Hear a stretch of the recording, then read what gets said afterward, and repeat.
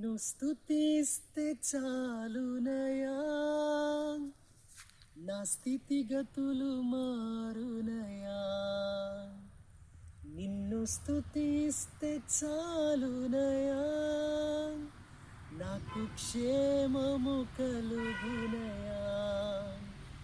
నీవు మా పక్షమై నిలువగా, మాకు విరోధి ఎవరయ్యా. నీవు మా ముందరే నడువగా,